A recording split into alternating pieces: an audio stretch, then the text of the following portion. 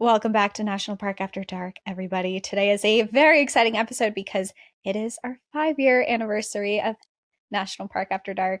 And today we have a special episode because we are going to take a walk down memory lane.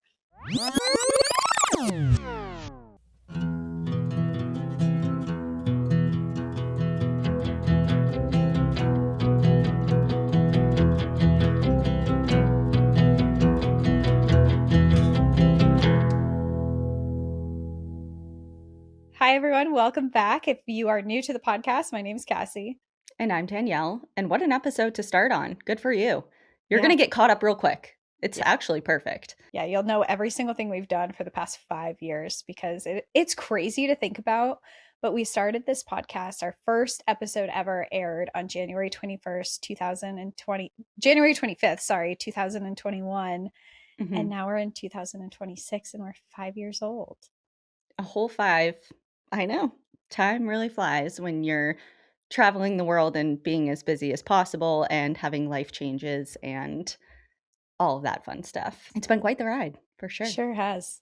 And for this episode, we wanted to do something special and ask you guys what some of your favorite parts of the podcast have been over the past 5 years. And we asked that on social media, but we also asked our Patreon members, and you guys came up with a lot of good stuff. And some of your answers, I was like, oh my God, I forgot that. And now I remember. So this will be a fun episode where we get to dive into some old things. And also, we're going to be going through, you guys always have a lot of similar questions that to us, it feels like, oh, we feel like we've answered that before, but apparently not, because we get the question all the time. So we're going to go through and do some of the biggest, most frequently asked questions, and then also just some fun ones that people are just dying to know. So for sure, we'll get to people's questions too and go over some fun moments and embarrassing moments and things I wish never happened, but yeah, we're going to talk about again.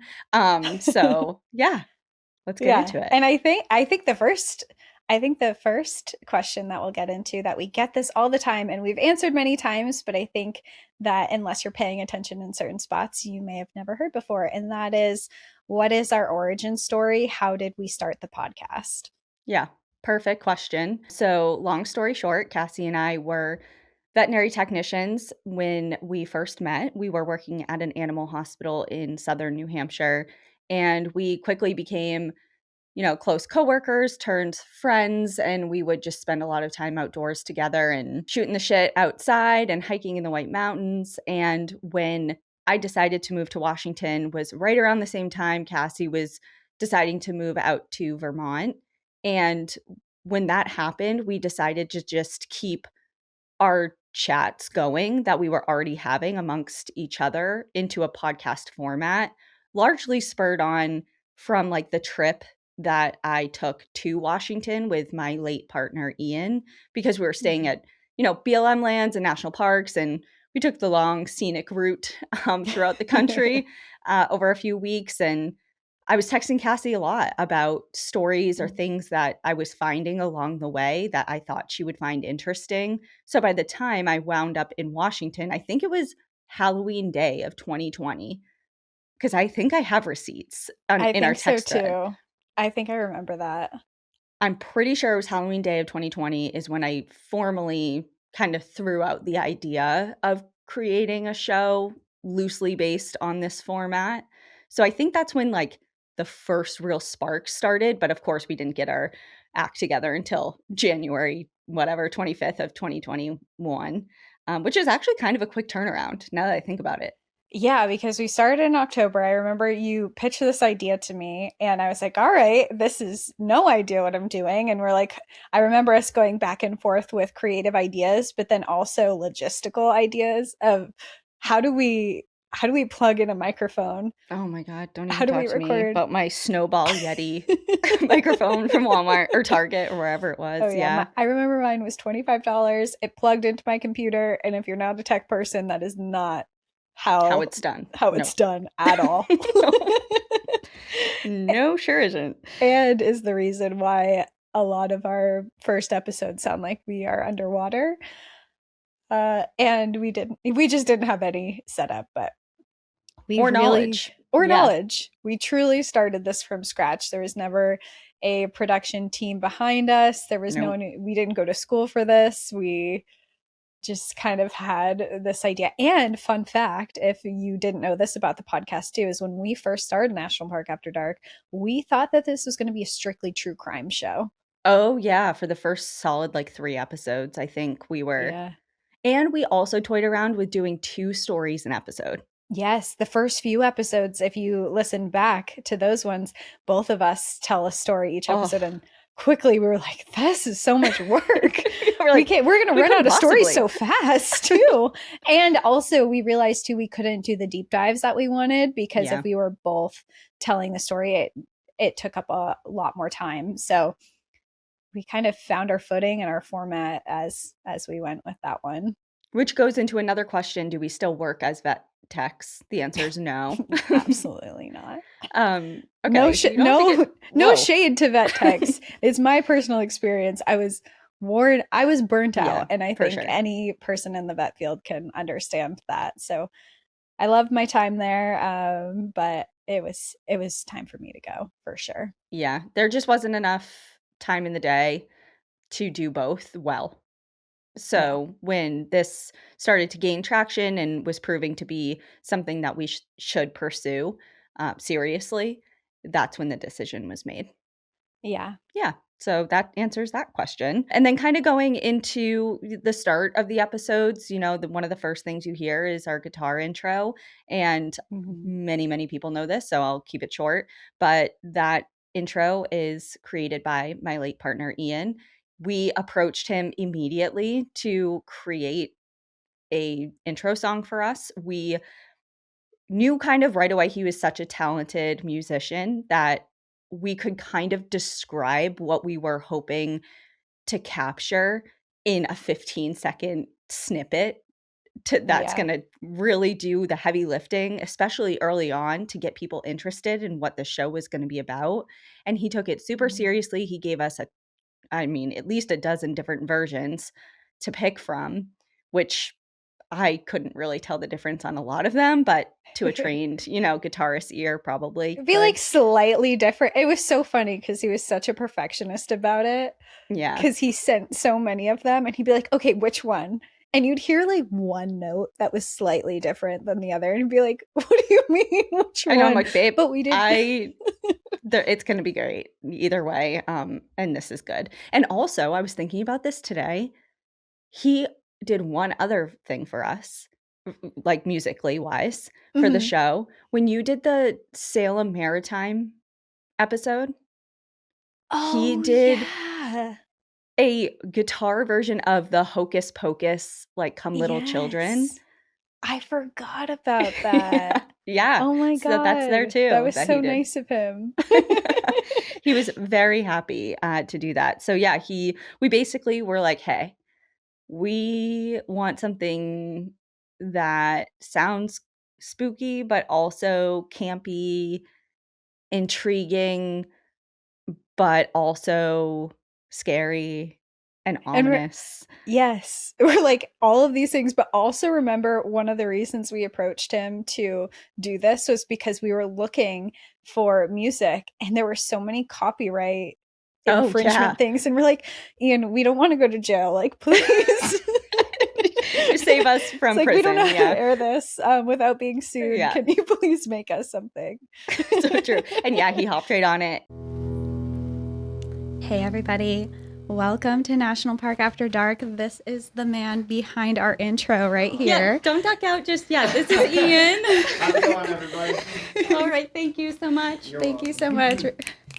Jazz clap. That was great. Thank you. And he was always very proud to play it. He did that for us on our first, like, we did a Moment House live stream when COVID was a thing, and that was like you couldn't go anywhere to attend Mhm. live shows in the way we do now, and before. So he went with us and did it live that one time. He was so happy. He was like, because there was a live chat function of that show, and he had like his mustache, and people were like, "Oh, Ian with the mustache, and he's so cute," and he was Oh yeah. so He was happy. beaming. He's like, "The He had his people little love me." It's like, I'm a star. Like, thank you for your 20 seconds. It was much appreciated. He did do great. He did. He did. National Park.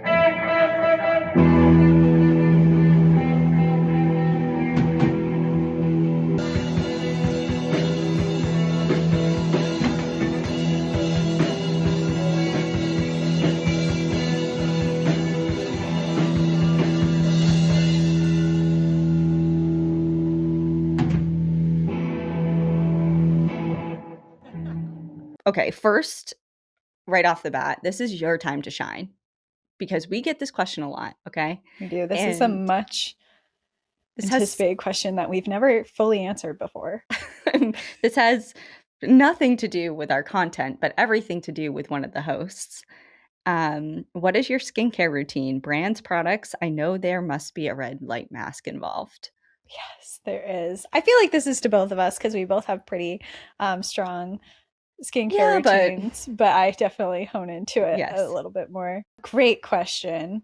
I will say for brands and stuff, you actually inspired me to try a skincare brand that I hadn't tried before, and that was is it Zoe or Zeo I think it's skincare? Zoe. I think it's Zoe's. Zoe. Yeah, I use their cleanser and I use their exfoliating cleanser and I really like it. And that is one that you recommended. Yeah. I also like SkinCeuticals. They have a lot of good serums that I like to use. And Yeah. Skin Medica. SkinCeuticals and Skin Medica have a lot of good different serums and I like under eye care stuff. So that's good. But honestly, Well, my hold big on. Before you go into your actual like going to the med spa yeah. situations. Okay, so I've done the SkinCeuticals thing before, like for years, and then I switched over to the Zoe skincare stuff, maybe about a year and a half ago. So my whole routine is Zoe skin. But Cassie's so funny because, and I do a red light at home like a few times a week. Cassie is so serious about her skincare. We will be in the jungles of Borneo, okay? Like, I'm getting dengue fever. I'm dying. Like, we're in the thick there's monkeys trying to get into our room. You know, there's anacondas dripping from the trees. And Cassie has her portable under eye red light. Oh, I almost forgot about that. That's my like pride and For joy. travel. And she's For, like, I have to do this every yeah. day. I'm like, do you Skincare has no boundaries. it's crazy.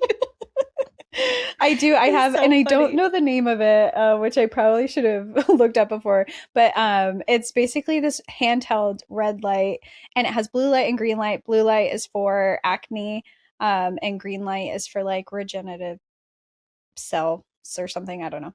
Mhm. But because I just do the red light mostly, but it is this vibrating handheld device. It's like a gua sha, but it's Yeah. electric and it helps get it's like a lymphatic drainage for your skin, which is awesome and I really like it. And especially when I'm traveling or suddenly I'm at high elevation and I'll notice I'm puffier than normal, it like gets all of that out and I feel like way better. So that Yeah, is she my always gets up in the morning before I do on trips and goes to bed after me, and so I always joke that she's a vampire she's never secretly. seen me sleep. I've never seen her sleep. But I'll know, like, when I get up in the morning, if she's not in her bed next to me, I'll hear the little, like, because it'll do this little chime thing when it's time to move on to a new section of your face. And so I'll hear that going off. I'm like, there she goes. She's thriving. Okay, sorry. Go ahead. You can finish up with your other Oh, and all of thing. that is great, but honestly, I do like in terms of actually stuff that makes my skin look nice is I do a lot of stuff at the med spa and probably the biggest ones that I've done have been microneedling with radio frequency. I've specifically done Morpheus 8, which I really really liked, and then I've also done laser resurfacing. And those are the two things for my skin in particular that I found have been really helpful. There you go. You heard it here first. Yeah, just because you're outdoorsy doesn't mean you can't have good skin. We walk the line pretty good, I think. We do it. We do it all. We do. What can't we do?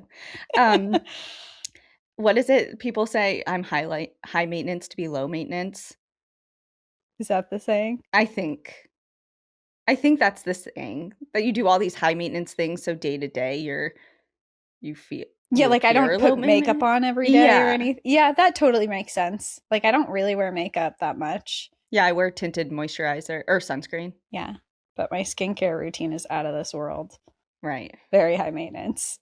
Well, speaking of phrases, we have had a couple of our own Sure have. we've coined over the years by accident. And I think that they really peaked a couple years ago, and a lot of them have kind of fizzled out. And every once in a while, we'll get some come through. And of course, OG people know. But the first one that comes to mind is, I think something you came, this wasn't me, I don't think. I think I, it was me too. it was definitely you.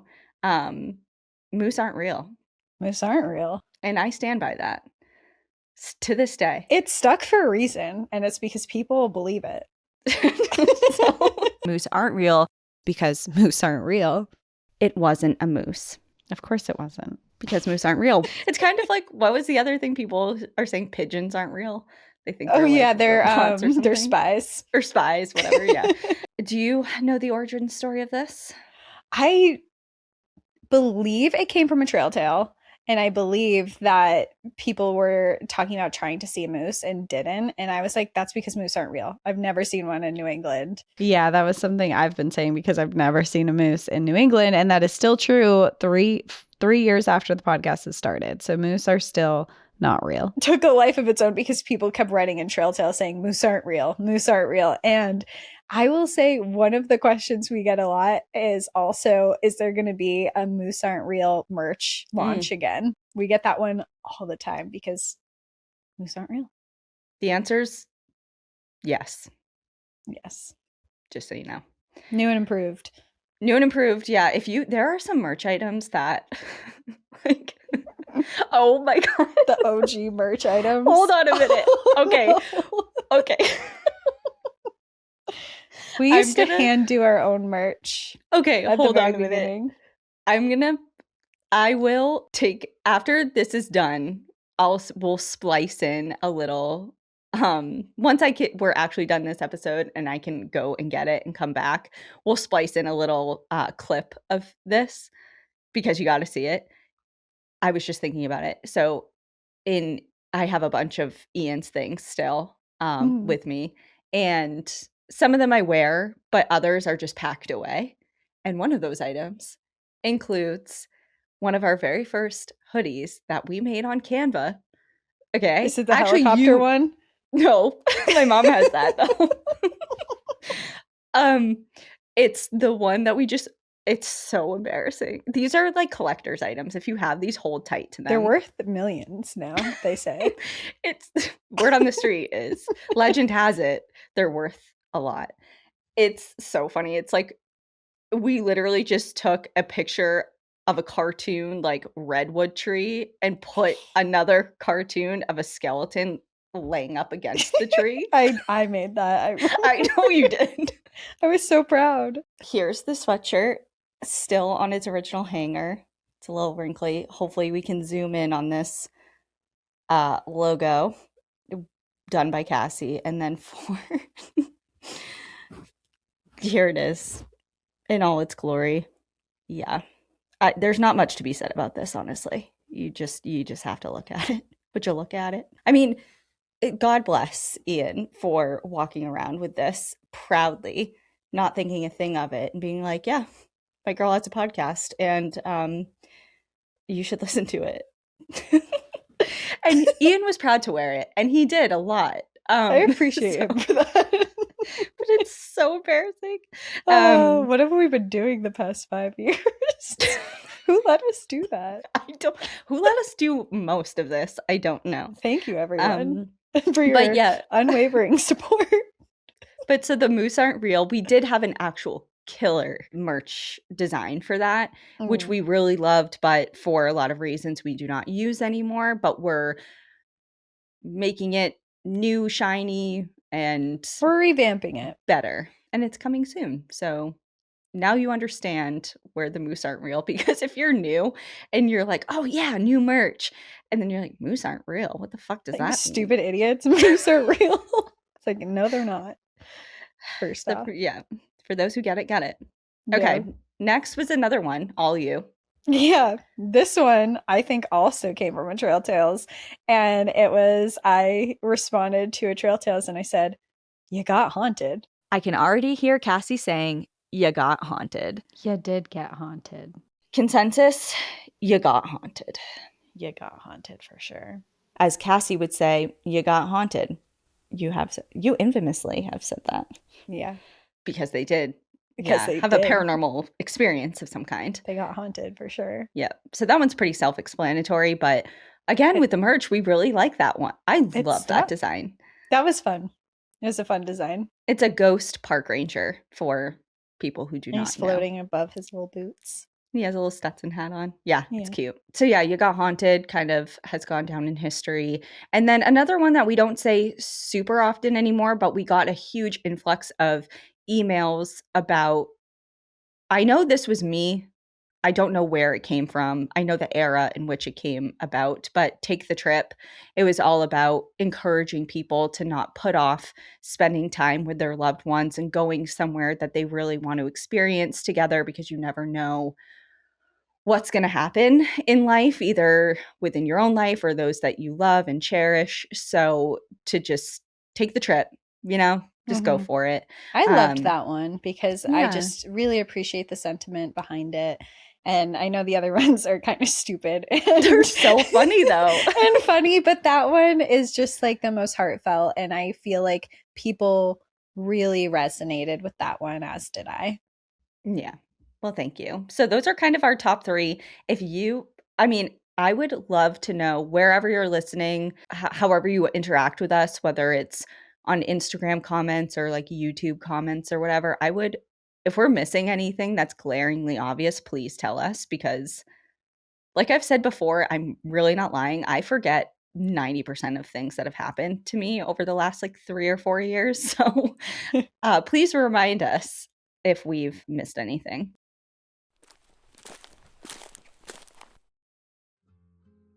I don't know if you've noticed, but this time of year is perfect for new seasons of shows, and I have been so looking forward to sitting down for a new, highly anticipated episode of Tell Me Lies with a nice glass of wine. And as a listener, you should know by now, I only get my bottles from Naked Wines. This podcast is sponsored by Naked Wines. Naked Wines is a wine club that directly connects you to the world's best independent winemakers, so you can get world-class wine delivered right to your door. Use our code NPAD for the code and password at nakedwines.com and get $100 off of your first order. Naked Wines has been around for over 15 years and backs over 90 independent winemakers around the world to make the wine you love to drink. Plus, their wine selections and tailored recommendations have gotten so much better and more on point with every delivery that I get, because they're getting to know what I like and what I dislike. For example, I got a red dessert wine in my latest box, and it has been my favorite one I've gotten so far. And I love this for a couple reasons. Number one, because I would have never just selected a dessert wine off the bat. That's not something I would have typically gone for.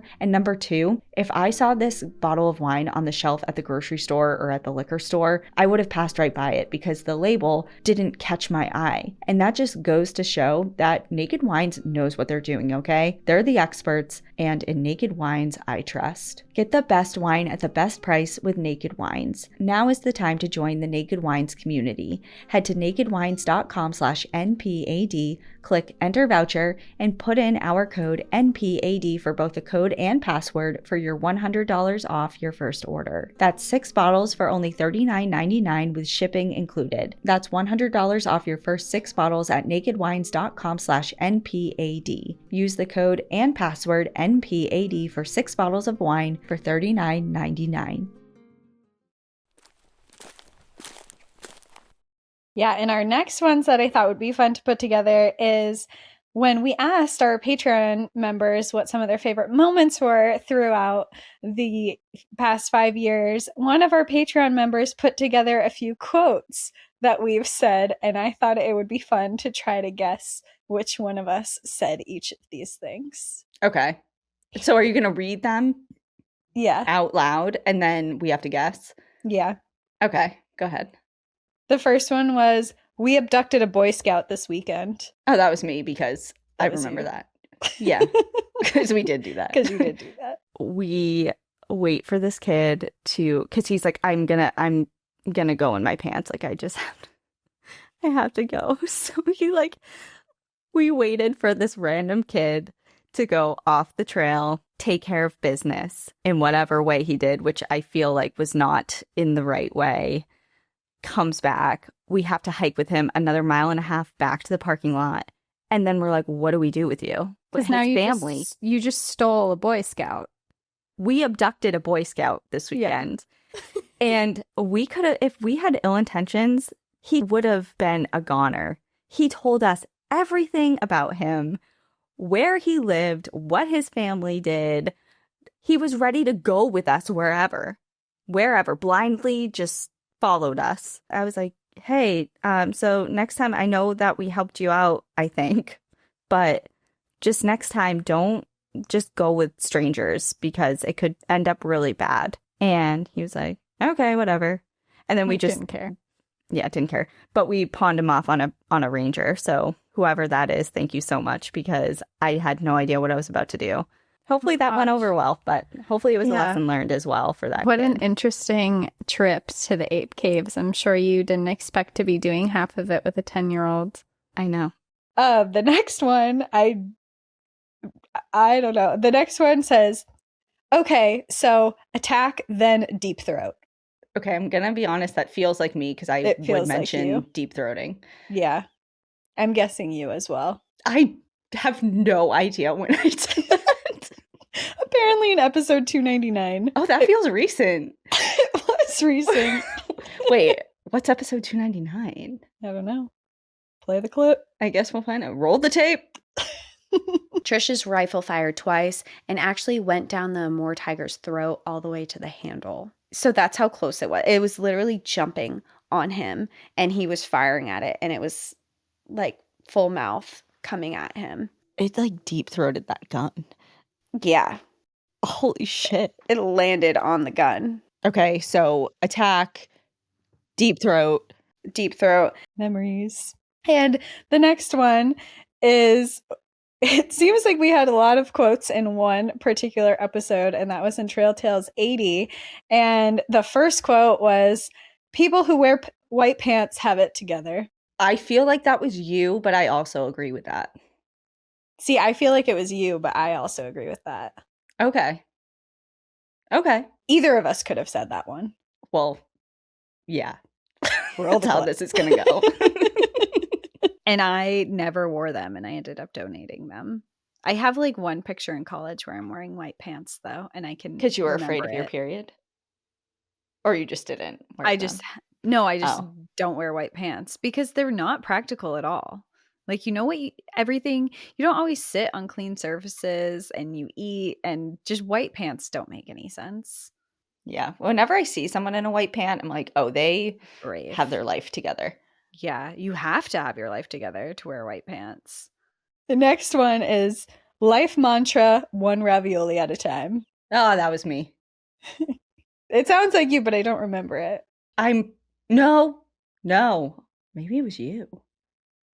I remember talking about eating raviolis. I feel like it was you. No, I think this was you. Life mantra, one ravioli at a time. Because I was talking about how I ate them too quick or something. Oh. And I think you were like, slow down. One ravioli at a time. I feel like it was you. I was like scraping the sauce like I was done. He's like, he didn't even have one slice down. Like, it was just, I'm like, I'm so sorry. And then it was weird because he was alone eating. Right. And I didn't know where to look. I'm like, I should have just taken this one ravioli at a time. Like, and then put down my fork. It's like the same thing with walking. Life mantra, one ravioli at a time. The next one, same episode, Trail Tale 80. God, we were on fire. Yeah. Well, depending on what this is. Hilarious. It says, I'm trying to commit a crime. Can you please leave? It's not a good time. That's you. I feel like that might have been me too. Yeah. I remember that. But I don't know. I do remember the story because it was recent. Couldn't remember who told it, though. 10 minutes down the road that it hit me. That guy had totally been robbing the place. And somehow, through sheer confusion, his and mine, I just walked right back out. I can't stop thinking about whoever. I don't Sorry. work here, and this building is closed. I'm trying to commit a crime. Like, Can you please leave? It's not a great time. It all mashes together. yeah, We read so many trail tales and have so many stories. yeah, we certainly do. Well, speaking of trail tales, let's kind of go down that lane because they're one of the best parts. I mean, I'm so glad we started them when we did. We kind of kicked off the show with them pretty much right away. Yeah. They've taken shape and, over time of kind of like the style in which people send them in and all of that. But I really love Trail Tales because we get to hear directly from people. And honestly, I kind of get sick of us. You know what I mean? Yeah, it's nice to hear someone else telling us a story because we're so used to researching and telling the stories ourselves.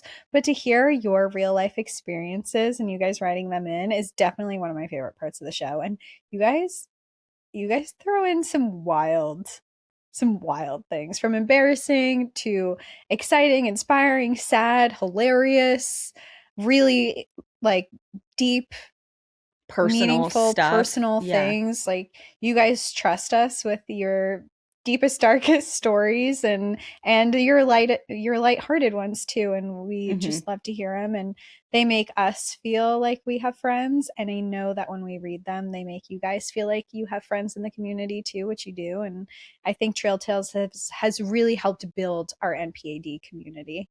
Yeah. And it really goes to show how multifaceted and honestly how cool our community is because Yeah.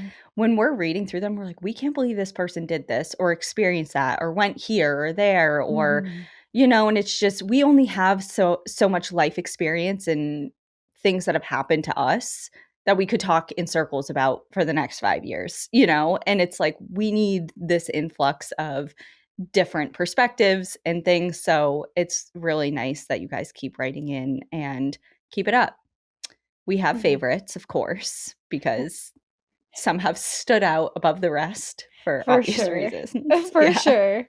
And when we were asking questions, it was nice because on Patreon, when we were like, what were some of your favorite parts, we actually had two Patreon members who wrote in their own trail tales about how they found us. So we thought it would be fun to read those trail tales of what they said of how they found NPAD. Okay, you go first. Okay. Mine is from Elizabeth, and they wrote, 5 years deserve celebration for my favorite podcast in existence. I think it's a good time to share some backstory. My husband and I grew up together, rode the same bus since middle school, and didn't get together until after college. When we did finally admit feelings and make it official, we fell in love fast. Now, you might be wondering, what does this have to do with NPAD? When we were falling in love, we also daydreamed about national park trips we would take in the future. We almost hightailed it for Yellowstone anyway, but living in the Midwest makes it difficult to get to the major national parks out west. So, with an unexpected pregnancy, we put our dream national parks on the back burner. Fast forward nearly 8 years, we have a 6-year-old and a 4-year-old who was born the same year as NPAD, 2021. Happy birthday! And life is busy, but one thing our kids sadly know is how much we love national parks and forests, trees, animals, cryptids, and conservation. My kids even know how much I love National Park After Dark, crying laughing face. 3 years ago, we started planning for Shenandoah National Park for my 30th birthday. I was searching for an informative Shenandoah podcast to learn more about the area, and lo and behold, stumbled upon National Park After Dark's very first episode.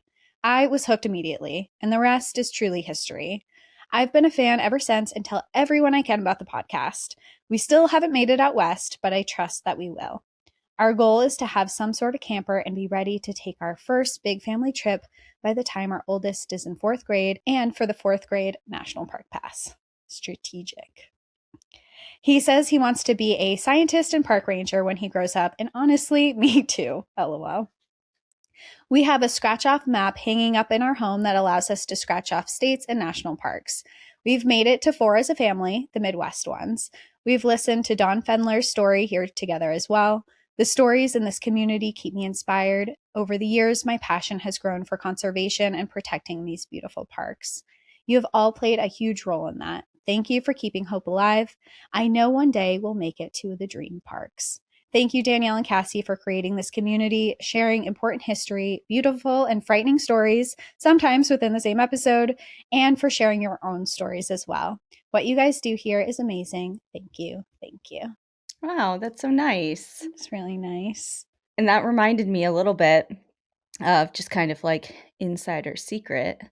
The very first episode is, I'm pretty sure, and correct me if I'm wrong, the only one we've ever re-recorded.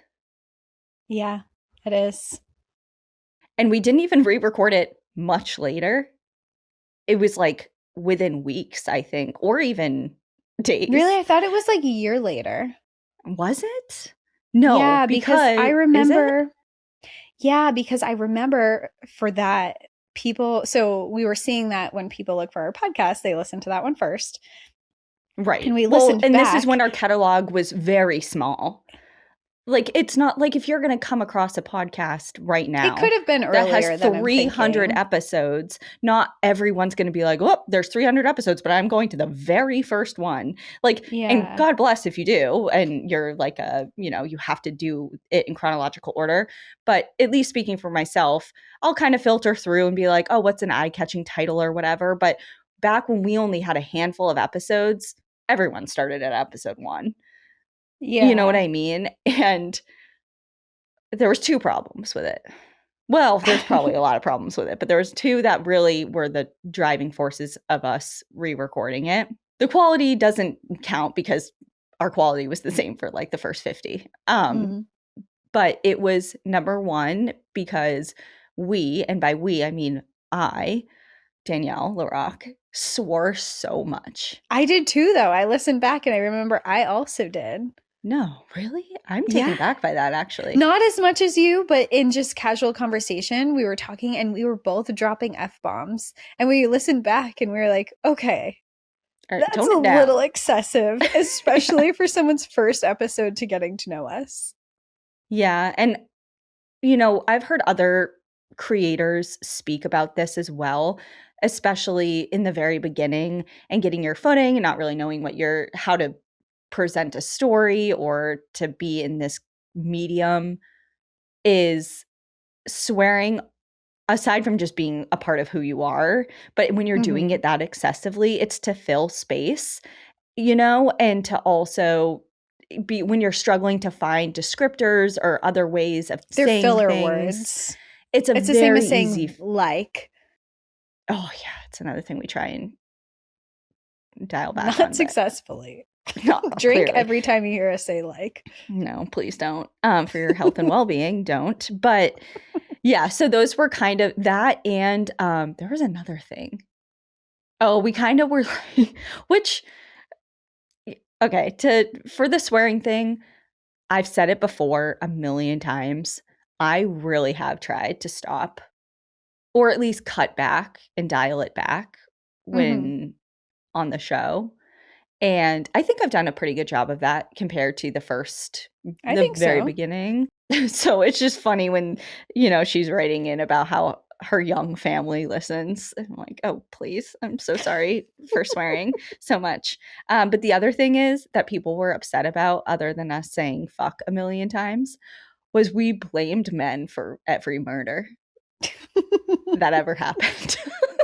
That hasn't changed that much, but but we were very bold about it and kind of used it as a blanket statement. And we don't think all men murder women. Right. We do. That's a fact. And that's a fact. But anyway, so we were kind of like reflecting. We're like, okay, for our very first episode, maybe we should try and like we didn't change any of the content of what we were saying. It was just the way in which it was delivered. Everything you know, it's really else funny, was just, and this is sparking like an old memory that I'm not what? sure I've ever told you. Oh no. Is one of my first memories of you. Have I said this to you before? No. One of my first memories of you is I came to our vet hospital and I was there for a working interview, and you were doing a dental. And one of the first things that I remember hearing you say was, I don't remember exactly what you said, but I remember you said fuck like 3 times in one sentence. Well, that tracks. I don't remember, but And I remember you were mid doing a dental, like, and you needed something. I don't remember the context of like why you were swearing. And I don't think you were like I don't remember you being angry. I just remember like multiple swears coming out and being like, who you're is like, this huh, person? okay. It's like, that's my future business partner. That's I'm like, interesting. hi. Okay, well, I have 3 things working against me. I'm a Sagittarius, fiery. Okay. I'm Italian, spicy. Okay. And third, I'm a New Englander. You're mean. Basically your first word is a swear if you're right from New England. So I have the trifecta going on, and I'm trying to be better. Anyways, so that's that on that. For the record, I don't think you're mean, but thank you. Thank you. Okay, I have a short one to share as well from Allie. And Allie says, I've been listening since very close to the beginning when I tried to play an episode to pass time for my science students while teaching high school. It didn't work in my classroom for some reason, but I started to listen on my own. And as an avid outdoors lover, I was hooked. My mother passed away suddenly in 2022 of MS, and it was so hard. My twin brother would constantly dream of her after she passed. I never got any signs from her, even when I asked. In 2025, I was driving to my grandma's to work. She watched my baby while I worked from home. I was listening to the episode where Danielle brought up the sick opossum / getting a sign from your dad. While listening, I asked my mom to send me a sign while continuing the episode. I shit you not, 5 minutes into my drive, there was a dead opossum on the road. I figured it was a coincidence, but we all know about those, lol. Ah, there's another phrase, no such thing as coincidences. oh yeah. How could we forget? That's well, it's such a because big one. I feel like a lot of people say that, so. Yeah, but we say it a lot. Yeah, it's true. No, we say it more than anyone else. Anyone who's ever existed. And that's a blanket statement that I will die prove us wrong. Yeah. Closer to town, there was another dead opossum. I thought to myself, all right, Mom, you never liked the outdoors, so this is a weird sign. I get to my grandma's and start working. My 9-month-old was in the living room while my grandma went to the bathroom. She was playing with a Bluey piano, but it wasn't working, which I thought was odd since we just put new batteries in it. So I gave her a different, very cheap piano toy that my grandma had gotten her when she was about 3 months old. She started hitting buttons and the piano started playing My Heart Will Go On by Celine Dion, and I froze. It had never played that song over the 6 months we had the toy, and to my knowledge, it has not played it since. That was my favorite song as a kid, and my mom and I would take long car rides around town listening to Celine Dion and talking. A memory I hold so very dear. I felt a wide range of emotions while I cried listening to the song play. My grandma, who is my mom's mom, came back and asked what was wrong. So I told her what had happened, and she broke down too, saying that she can feel her presence when she's alone at home. It was a beautifully sad experience. Your opossum story was the start of a sign I so desperately needed from her since she never got the chance to meet my daughter. Thank you for that. That's very sweet. That is really sweet. And I love that they told us this story on Patreon, but also just reflecting on our 5 years of being a podcast. For the past several years, we have or you in particular have talked so much about signs, and we've gotten so many trail tales of people experiencing their own signs from their loved ones. And I just thought that was such a nice. Yeah, that's been a big part of the show. Unexpected.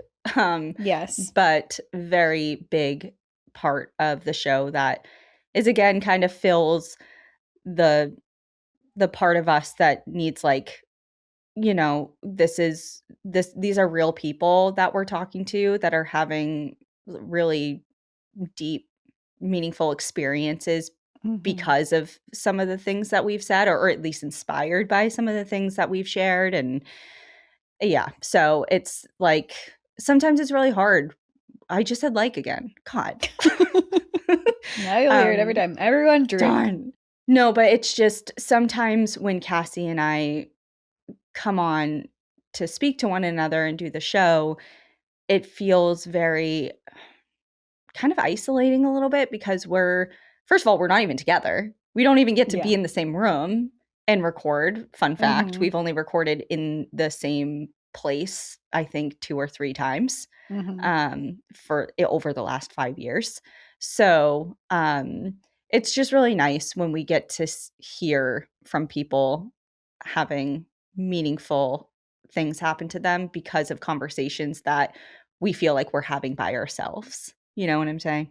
Yeah, it's nice to see. And we can see on the back end the numbers of people listening, but it feels like it's still just a number. It's still just a thing on the screen. Yeah. So when you guys send in these, it's like our own connection to you Yeah. guys.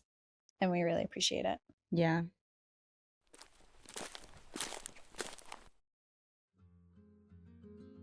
Hey guys, I know it's exhausting hearing all of the things that we need to be doing and tracking and taking and eating when it comes to our self-care. But for real, getting good quality sleep is important, and investing in quality sheets that are made of natural fibers and certified to be free of toxins and harmful chemicals that could seep into your skin at night is a great way to start, and you can do that with Koyuchi. All Koyuchi sheets are made of natural fibers, they use low-impact dyes, and are certified fair trade. Plus, they're soft and gentle on your skin, whether you choose the subtle sheen of their sateen or the velvety brushed cotton flannel, vintage patterns, or peaceful botanicals. The calming hues and sheets that get softer with every wash bring the natural world right into your home. I have been a huge sateen fan recently. It's something that I have never explored before in the bedroom, and I really love it. So when I'm getting into bed at night, that's what I am feeling, and honestly, it's so comfortable and cozy and nice. I sleep so much better. If you want healthy, handcrafted luxury bedding that lasts a lifetime,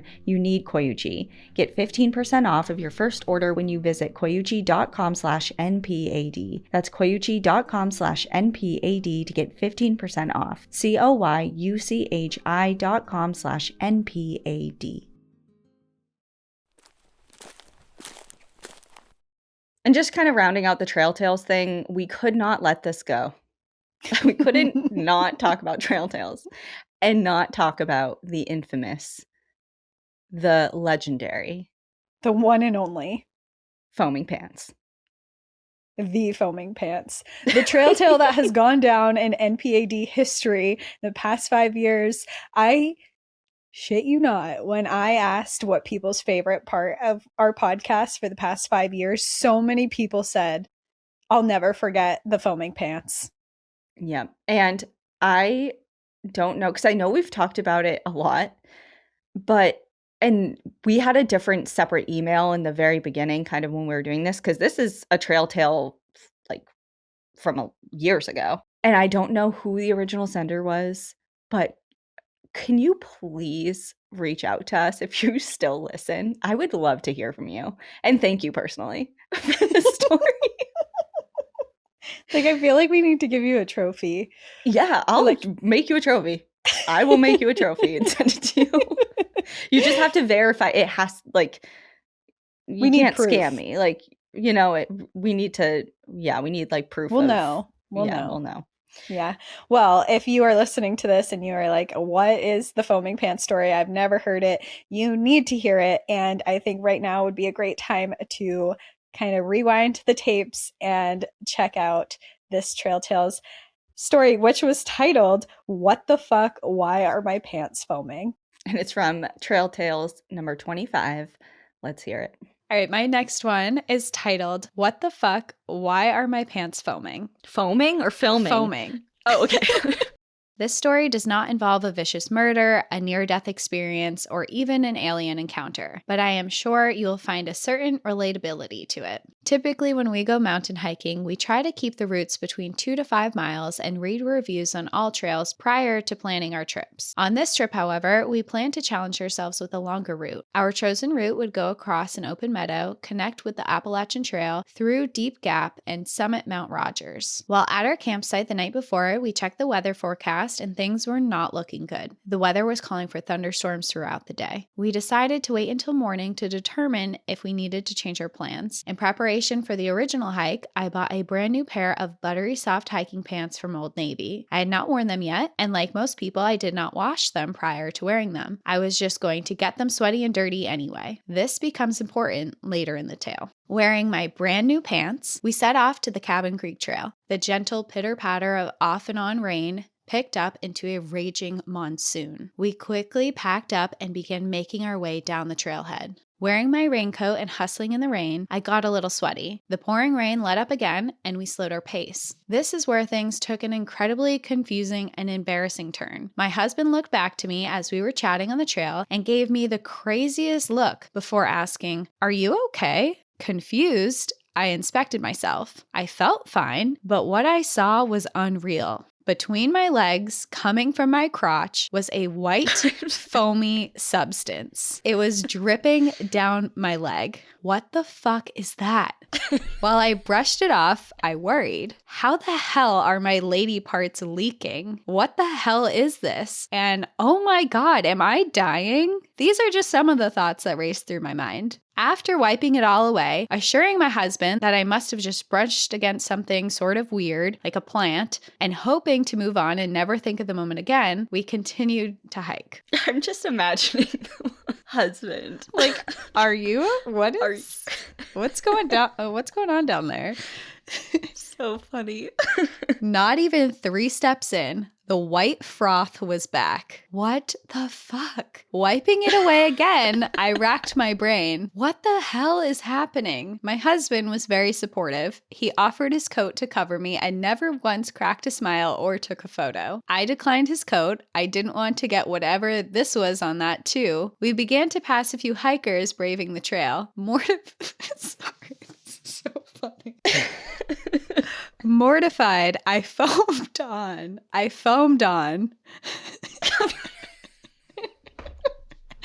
like crying. I'm like trying to guess like myself like what this is, and I hope she tells us, but this is so funny. Looking back, I wondered what they thought of me. With every step, more white dripped from my nethers. To try and paint a better picture, it was specific. You don't have to. Like, we can picture it. We get it.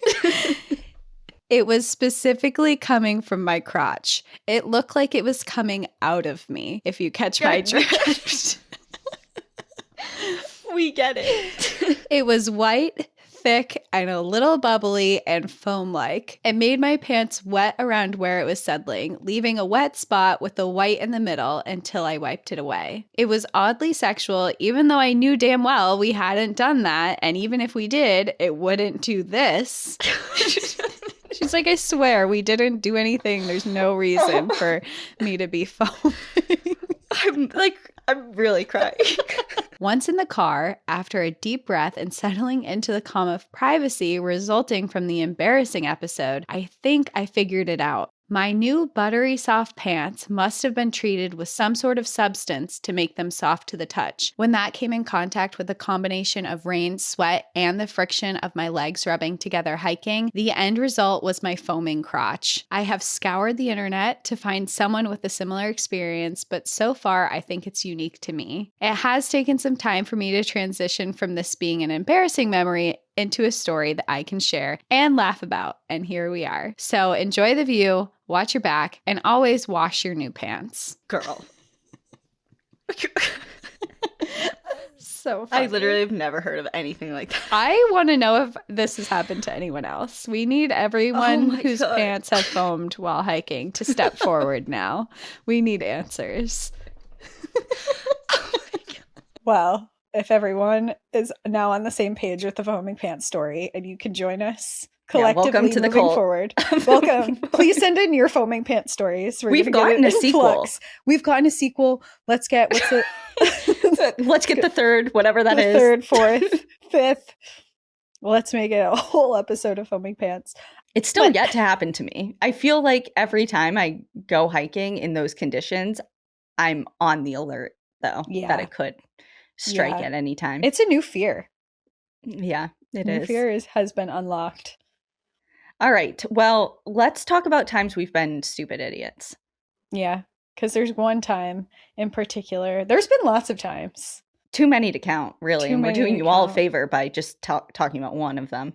But there's one in particular that I have to show off again for our 5-year anniversary in case you weren't here for it. And it was our third episode where I talked about a story in Denali, a mountaineering accident in Denali. And I did not understand the difference between crevice and crevasse. And I very, very seriously told the story told millions of people the worst mountaineering. She's like in the thick of the story. We're in it. We're on. Totally serious. We're in Denali with her. We're struggling for our lives. And I used the word crevice wrong multiple times in a row. And I just thought you guys should all hear this clip so you can understand how far we've come. No. No, you're just listening to the story. So let's take it back to this moment so you guys can just see how far we've come. When they got closer to the summit, soon they found a sleeping bag with a pair of wool socks inside, and it was next to a big crevice. So immediately they assumed that this person did not survive. Their stuff was right next to a huge crevice. Yeah. All right. Well, do you want to clear it up for the people now? Because you have grown. We've evolved. We've learned. We've evolved. And if you are still on the path of you don't know what the difference between crevice and crevasse is I wrote down their exact you haven't graduated 3rd grade yet. As I had not. So the reason why using crevice, and I said something along the lines, and I know y'all just listened to it, but I said something along the lines of, he almost fell into this giant crevice. A crevice is not giant. A crevice is so small.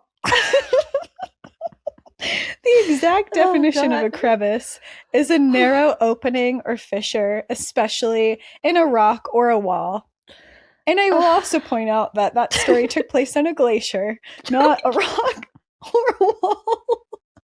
Cassie, okay, this is funny in and of itself, but I've been drinking not an ad, but I've been drinking the Out of Office. Oh, shit. So it's hitting me so bad right now. So I'm high. This is so funny. Oh my God. I'm not high. I'm relaxed. Just the right amount. Just use our code. Seriously. Use our code. They're great. They are. I'm drinking the cucumber melon lime one because I ran out of I like the raspberry one. It's my favorite, I think. But anyway, regardless, I'm feeling great right now, and this is just so hitting the spot for me. Okay, so we got the crevice. We got the crevice. It has nothing to do with a glacier, but a crevasse. Nothing to do with the story whatsoever. A crevasse, in which I should have been saying, is a deep open crack, especially one in a glacier, is the exact definition.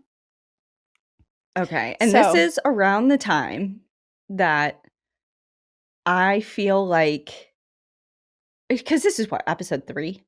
Yeah. So not a ton of people are listening at this point in time, but there have got to been people who called us out for this. It's one of our highest downloaded episodes by now.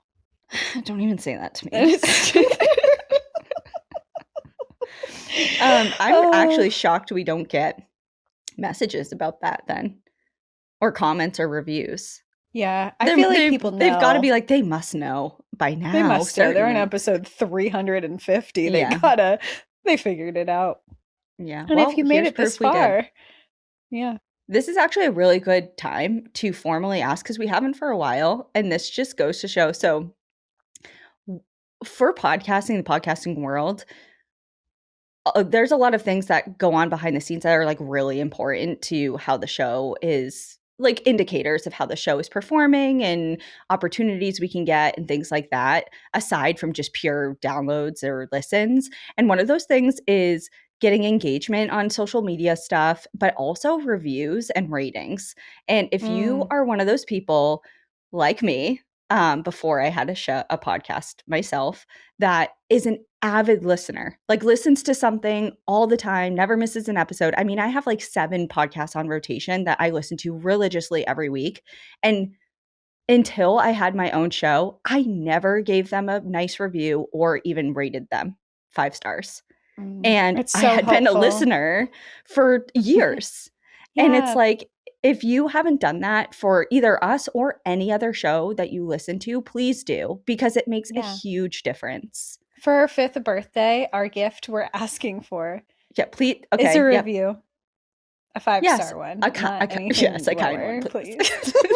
It's like we just get a bunch of people yelling at us. Yeah, it's You like, didn't okay, specify you wanted a nice one. yeah, we're trying to avoid that, please. So yeah, that would be really lovely. And it's just a nice reminder. I mean, I think a lot of people nowadays, podcasts are just so, like, it's not new anymore. Like, people listen to a bunch of them all the time, and it's I feel like just, you just forget or don't think about it. yeah, but it's important. It helps us a lot. So we'd appreciate it. That actually reminds me of one of the questions. I don't know why it reminded me of the question. Just going into like podcasting and production and things like that. It reminded me of one of the questions that we got. And that was, who is walking over the leaves in the into and after commercial breaks? Couldn't tell you. I don't know. Couldn't tell you. It's just a generic leave. It is leaves though. People question what that is. If you don't pay for ad-free episodes and you have to listen to the crunching of the leaves before our ads and after our ads. No, it is crunching of the leaves, because some people are like, what is that? And other people have written into us and been like, I was listening to you guys on a trail and I thought someone was walking up behind me. Oh yeah. Yeah. Sorry. And then some people are like, can you not have somebody chewing granola really loud, like, for your ads? I'm like, what? Like, just know I would never have that, because it would ruin my life to hear chewing on the podcast. Cassie is a big, what is it called? Misophonia? Misophonia. Or whatever, yeah. Yeah, hatred of sound. That is me. And yet you're in the biz of making sound. I am. And I enjoy making sounds. I just don't like hearing them. And also, oh my God, another memory. This episode's going to be like 5 hours long. 5 hours for 5 years. Welcome. Cassie, for the first, like, I don't know, good year, solid year, maybe more. Yeah. She would legit have fidget spinners or like change in her pocket or a pen that she would click back and forth and back and forth. And it would be so, I'm like, girl, I do. It needs to be quiet. Please, I thought you were going to say when we were editing our episodes, I would edit out every single sound of breathing, because I would. Every single noise, mouth noise, anything.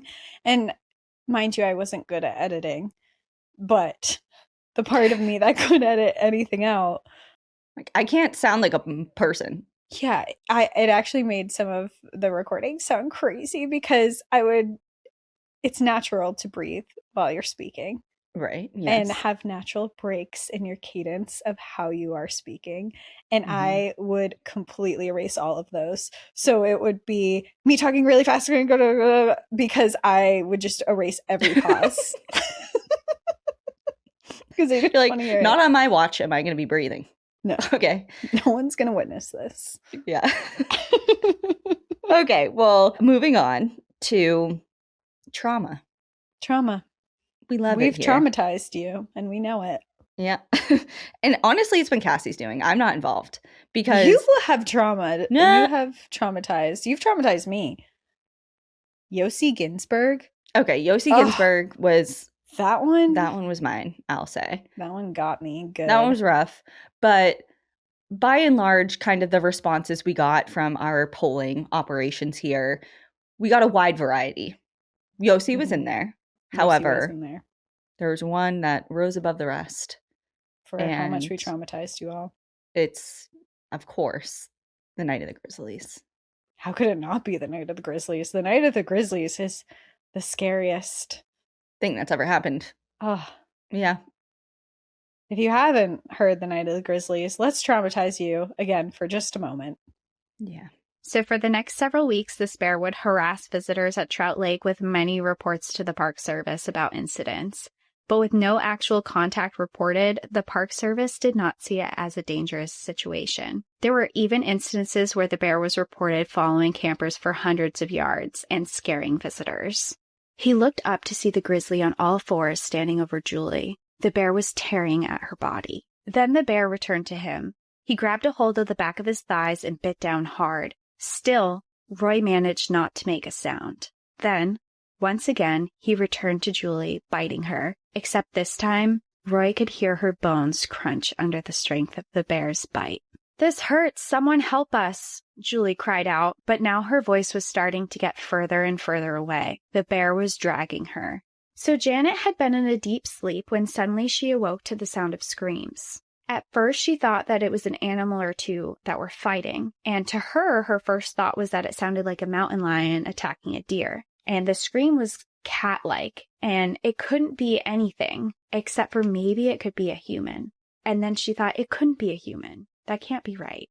Then she started to hear words. She heard a long scream, and then help! Another long scream came followed by, "Mommy, Mommy," and more screams. At this, her husband, Robert, awoke. "What is that?" he asked. More screams started, and at first they thought it might be a child having a nightmare. More screams came, but it started to sound farther away. The sound stopped. It was 12:50 a.m. Don awoke. Unsure what had woken him, and disoriented, he looked around. It took him a moment, and sleepily he saw a figure in front of him standing, and then slumped to his knees. He looked at it a little longer and realized it was a teenage boy. It was Roy Ducat that he had met earlier in the evening that had decided to go to the campground to camp with the girl. Roy was giggling and babbling, clearly in shock. "A bear got a hold of me. I tried playing dead, but it didn't help. He dragged her off into the brush. You have to go after her. Please forget about me. The bear dragged her away. Can somebody go find her?" "I can't. He has my zipper," she replied. "He's got my arm. My arm is gone. Oh my God. I'm dead." The bear lifted the sleeping bag into his mouth and carried it off into the woods. Soon as they reached the area Roy and Julie had been camping, aiming their flashlights, they looked around. Blood painted the ground. There were shredded pieces of sleeping bags and some shoes on the ground. Okay, so I'm just going to pause for a moment. This is the part where it is very gruesome. So I just want to forewarn everyone to be prepared that this part is hard to hear. And this description of Julie is what Jack Olson described in Night of the Grizzlies. Julie lay on her face in a hollow. Her body was ripped and torn, and she was covered in blood. To the first observers, it looked impossible for her to be alive.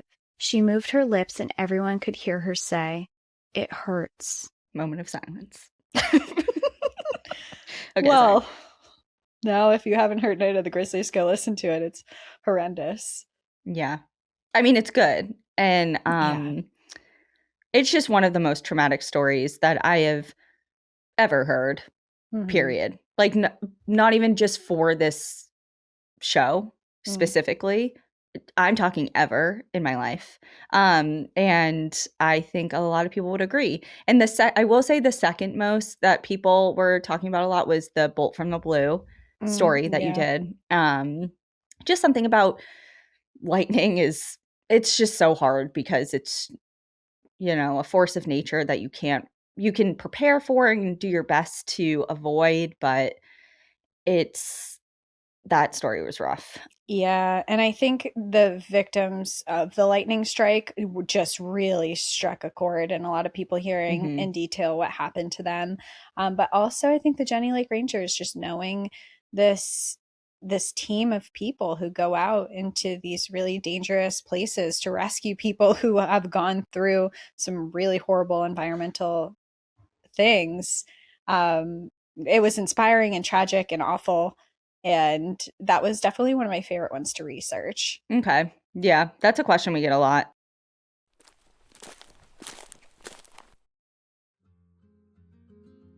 Weekend days are precious, so don't waste them wandering around a blind store when you can have the showroom in your own home with 3-day blinds. Window curtains and blinds and shades really do make all the difference in your house, and 3-day blinds are the leading manufacturer of high-quality custom window treatments in the US. And right now, if you use our URL 3dayblinds.com/NPAD, they are running a buy one, get one 50% off deal. I personally like to think I have a good eye for design, but I know I'm no expert. And that's why I love that 3-Day Blinds has local, professionally trained design consultants who have an average of 10 plus years of experience that provide expert guidance on the right blinds for you in the comfort of your home. It's so easy to just set up an appointment and you'll get a free, no obligation quote the same day. And also, I do a ton on my own, as a independent woman and all that, but I can admit that I'm not very handy. So I will happily defer to the expert team at 3-Day Blinds because they handle all the heavy lifting.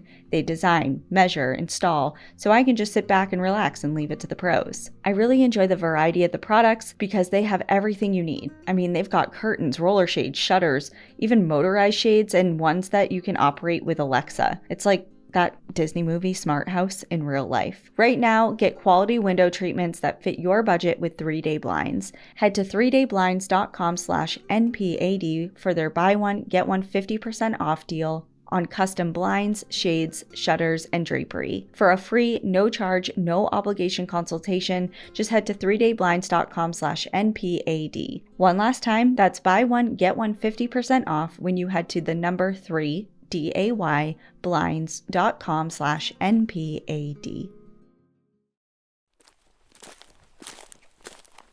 But speaking of other questions, in another life, what would your profession be? You have to work. You have to choose a profession. Oh. I know you were going to say, I wouldn't work. Well, I don't want to answer anymore. Let me stop you right there. In another life, what would I be for a profession? And I don't have to I think we should also specify money is not an obstacle. Okay, money is not an obstacle. Imagine whatever you're doing, you're making a comfortable living, and it's fine. Yeah. I think it would be really cool to be a glaciologist. What? I think it would be so cool. When we went to Antarctica. When have you... When we went to Antarctica and we had that glaciologist who was giving talks about the glaciers and they go out and they study them and they're melting and what's in them and if they have life in them and things like that. And they go into these really cool Arctic or Antarctic locations. Yeah. That seemed really cool to me. Okay. I am shocked by that answer, but it's a cool answer. Thank you. I thought about it the other day and I had this conversation with someone the other day. So it's a new idea. But if podcasting doesn't work out, head to Antarctica. They need you. Glacier people. I'm coming for you. I think I would be doing something either as a historian, working as a historian in some capacity. Whether that's I could see that for sure. In academia or just giving guided tours or working at a museum or something. Just something to do with the study of history is what I would be doing. I could see that for sure. Moving on. Back to the trauma. We're not done. Back to the trauma. Yeah, which episode traumatized you the most researching? This one was difficult to answer because we've clearly covered so many stories at this point in time, and just having to think of not only the main episodes, but then also Patreon episodes we've done and bonus content. And honestly, I think this was one that you may be surprised by, but the honeymoon from hell that I did. Yeah. For some reason, that one was really tough for me. I read the book Ruthless River for that episode. Yes. And that was a crazy experience. I mean, it had, spoiler alert, if you haven't listened to it, they do survive, but just barely. And something about, I think what it is same thing with Yossi, going back to our man, Yossi, is something about being in the Amazon and being on death's doorstep, when you're in a place where thousands of people, millions of people have thrived for millennia because they know their way around the land and how to coexist there, and like what to eat, what not to eat, how to find, whatever is needed to sustain life just so easily. And yet, as visitors, and you're just in this place, like you're in the most biodiverse, rich place in the world, and you're starving to death, or you can't find enough clean water to live. And it's like there was a poster in my high school English class that said, and I know it's a famous person who said it, I don't know who, but it says, water, water everywhere and not a drop to drink. And it was about being stranded in the ocean. And you're like, I'm literally surrounded by water, but I can't drink any of this and I'm going to die. And it's kind of the same thing of like, you're in this place that you could easily survive if only you had the skills and knowledge to do so. Knowledge and is you power. don't. So why was it so traumatizing for you? Just because it made me spiral. I'm like, there's so much to learn. I never want to be in a situation where I could survive, but I just don't know how.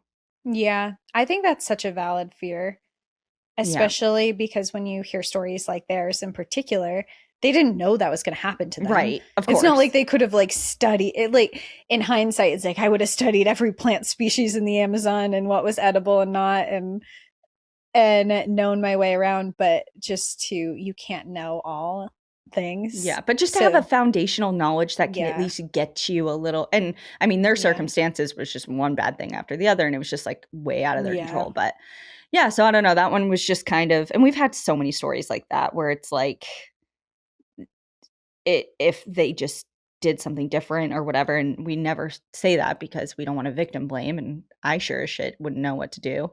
And it's not blaming, it's just a fact that they just didn't have the knowledge. And well, what's yours? Mine was hands down the Nutty Putty Cave story, which I did as a Patreon story. I am a little bit claustrophobic myself in that story. If you haven't heard it before, essentially it's this man goes spelunking in this rock that is no longer, or this cave in Utah that's no longer available to the public because of this event, but he got stuck in an upside down position, and rescue came in and tried to help him. And his wife was speaking to him throughout this whole ordeal, and they just couldn't get him out of this space, and he slowly died. And it was horrific and traumatizing for not just him, but also the rescue personnel who had to be part of it, and his wife who was speaking to him for hours while this whole ordeal went on. And it was just such the way he died, and then also just the people affected because of the way he died. It just all of it just traumatized me for sure. And all the plane crash episodes I've ever done. I don't like planes anymore. Traumatized myself. Yeah, you did that one. You did yourself dirty for sure, because you have gotten, but it is kind of like, along with more knowledge comes more awareness. Is power. Knowledge makes you scared. It does, yeah. And I see it firsthand with you.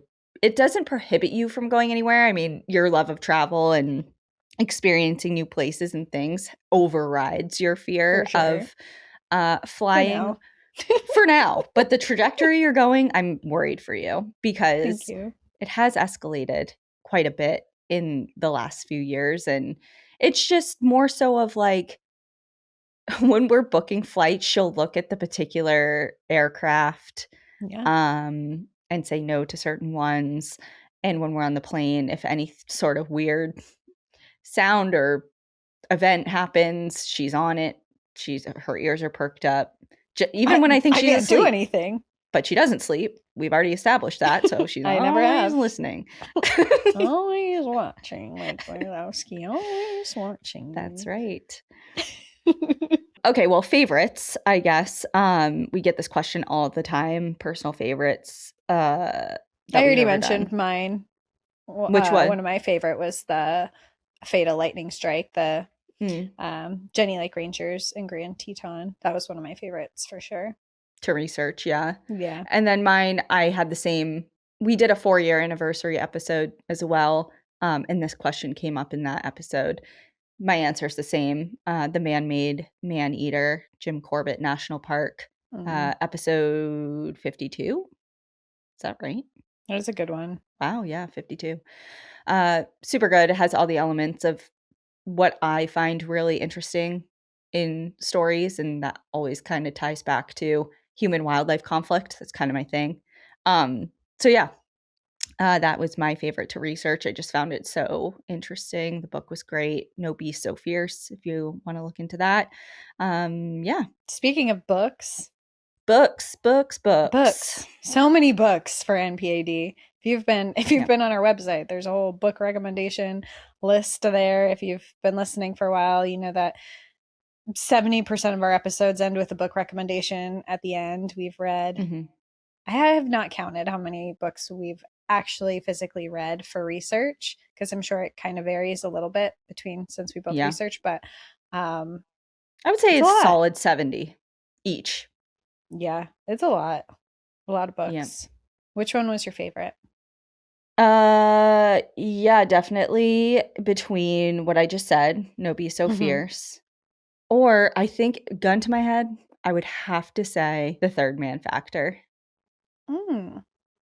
Because that was one of my favorite episodes to research, just because of the subject matter, just kind of like in a lot of life or death situation, not just in the outdoors. I mean, the book itself goes into other scenarios, including the terrorist attacks in 9/11, kidnapping situations, hostage situations, things like that.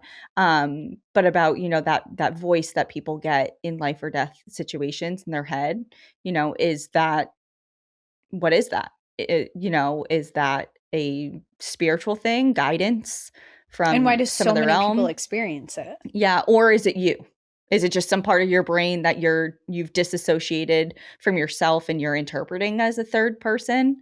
And it's so fascinating. I love that story. We got a lot of trail tales about third man factors and people experiencing the third man factor themselves, which is another cool, I would love to bring back if people have their own stories like that.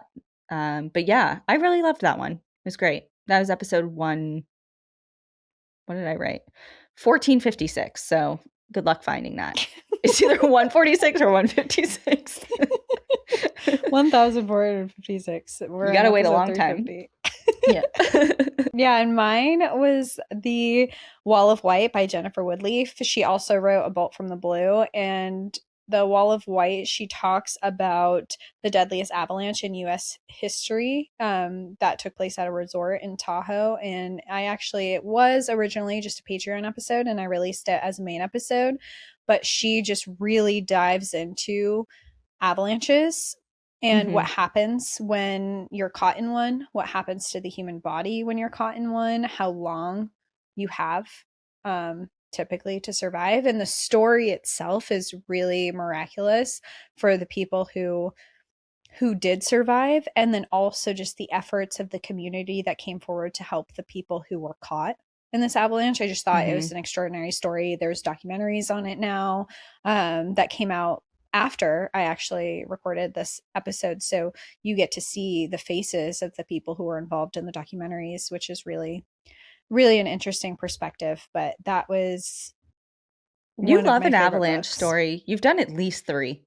Yeah, I do like avalanche stories. You did the one in the White Mountains, that one, and then the one in Washington.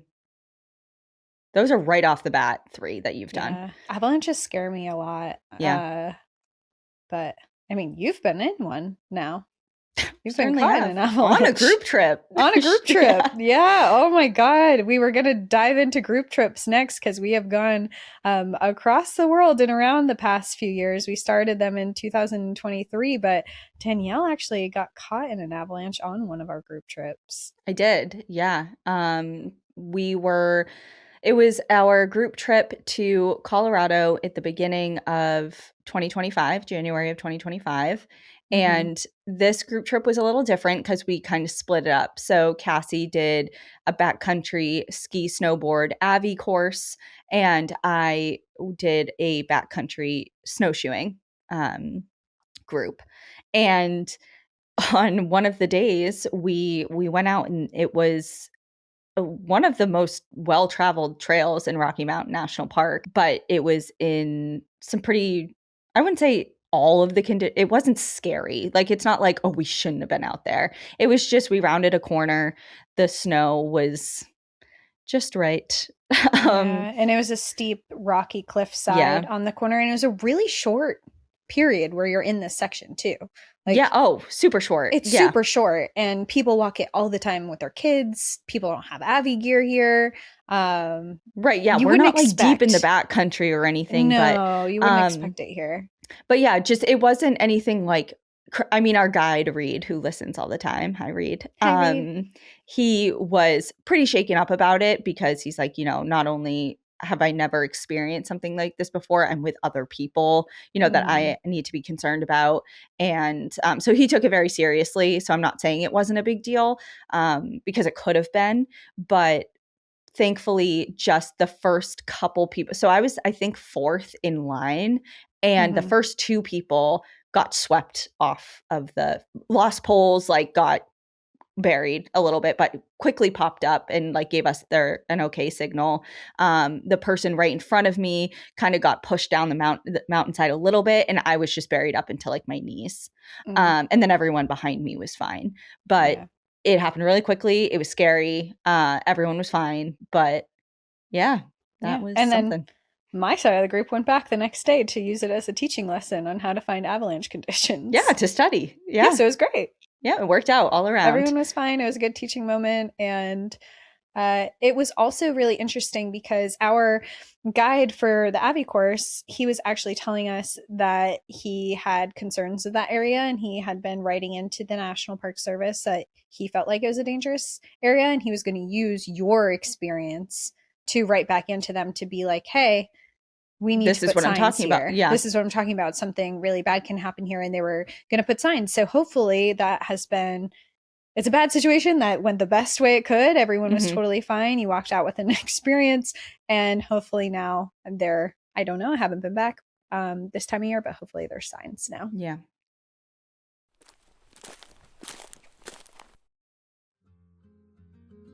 Food waste is one of those problems that feels huge and impossible to fix, but here's the thing. It doesn't have to be. Most food waste comes from our homes, and that means we actually can do something about it. That is why Mill has completely changed my routine. Mill is the odorless, effortless, fully automated food recycler. You can toss in potato peels, avocado pits, chicken bones, even dairy, and Mill just handles it. While you sleep, it quietly transforms all of that food waste into nutrient-rich, shelf-stable grounds. No mess, no smell, and no fruit flies. One of my favorite things about living with Mill is how much cleaner everything feels. My trash doesn't smell anymore, I'm not constantly taking bags out just to avoid the stench, and my kitchen genuinely smells like nothing unless I'm cooking something good. That alone has been a huge game changer. Also, as a gardener, I'm so excited about what Mill produces. I love that I can use the grounds directly into my garden without having some stinky compost pile just sitting outside or in my kitchen. Mill can process up to 10 pounds overnight and can go weeks before you even have to think about emptying it. You can use the grounds in your garden, add them to curbside compost, or even have Mill pick them up and send them to a small farm. I've always believed food is not trash, plus it's not environmentally friendly to waste it, and Mill turns a huge climate problem into a simple daily habit that you can actually stick with. And the best part, you can see your impact. The Mill app tracks how much food you're keeping out of landfills, and Mill has already helped its customers put over 15 million pounds of food to good use. And if you're worried that this isn't going to look good in your kitchen, don't worry, it's sleek and looks great. And it comes with a 90-day risk-free trial, so if you don't absolutely love it like I do, you can just send it back. Try Mill risk-free for 90 days and get $75 off at mill.com/NPAD and use code NPAD at checkout. That's $75 off at mill.com/NPAD and use code NPAD. mill.com/NPAD and use code NPAD.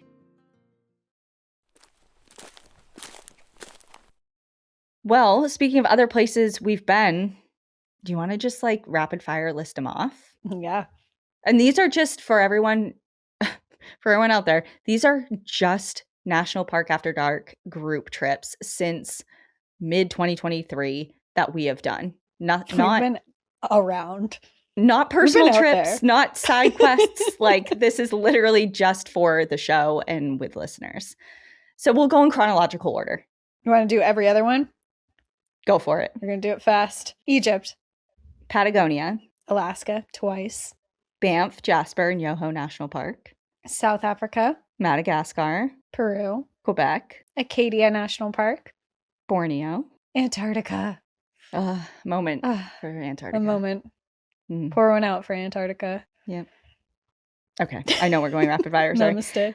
It felt like we needed to pause. Colorado. And Hawaii. Yeah. So those are the group trips we've done. But we've also done a little bit more unique group trips, like the avalanche situation. And that was a second trip to Colorado for the backcountry ski, snowboard, snowshoe stuff. And we also did a wilderness first aid course, certification course in New Hampshire. Yeah, that was fun.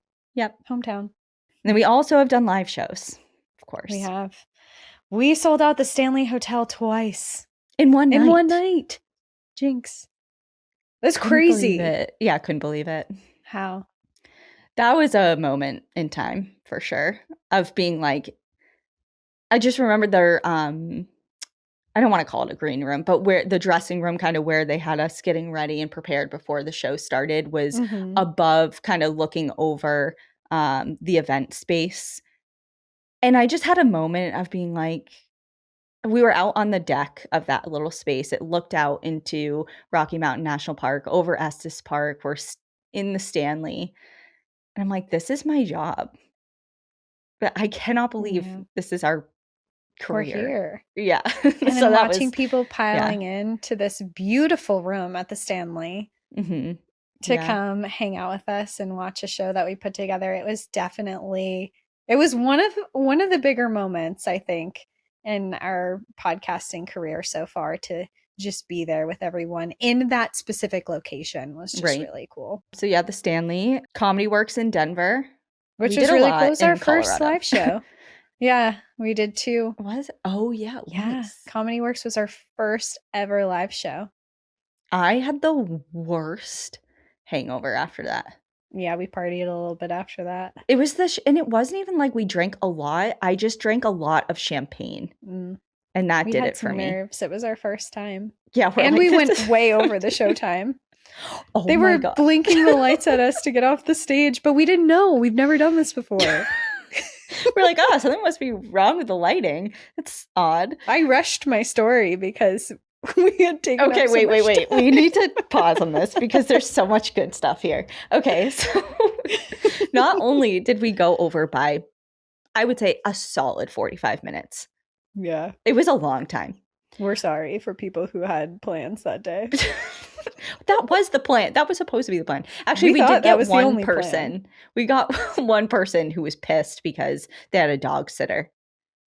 And they're like, and they were really mad. And it's like, sorry, we didn't mean to keep you hostage for almost 4 hours. Like, what live show goes for 4 hours? We didn't know we were babies. Come back to another one. We'll do it in time, we promise. Yeah, we're getting our stuff together for real for the next round, and more to come for that. But so not only did we go over, completely ignore the workers trying to get our attention desperately. Like, hey, wrap this up. At first, I genuinely didn't know that was them trying to wrap it up. I'm like, yeah, like at first I was like, oh, are they doing like a light show on us? Or like, I genuinely didn't know. It took me a minute to understand what they were saying. And I was like, oh shit. But I'm like in the middle of this, like I'll hurry it up.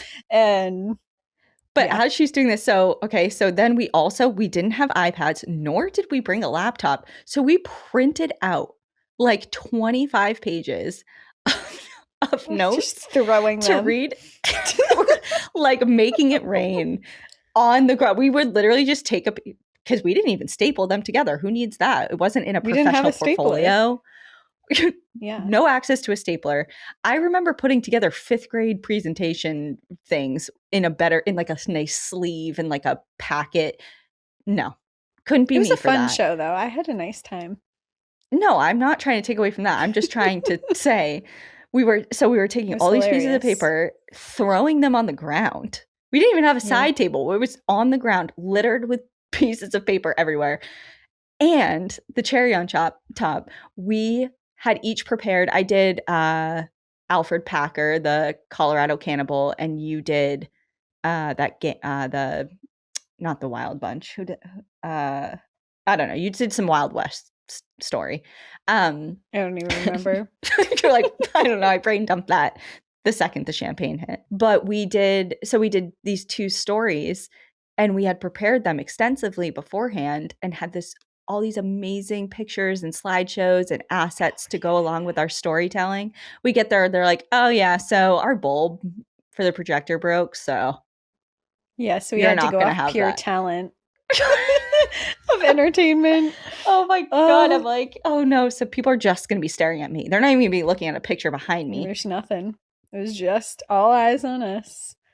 And when we finally did wrap it up, we went and we did meet and greets, which were really cool. We had never done before. And we went way over time on those as well. Well, because we hung out with everyone. Like it was like, I guess a normal meet and greet, which we had never done before, is like you say hi and like walk away, say hi, take a walk away. picture really Take quickly. a picture. Like it's like a 30-second thing. And it was our first time and we had never met you guys. So we just hung out and talked to all of you. Well, and for when you're a really long time.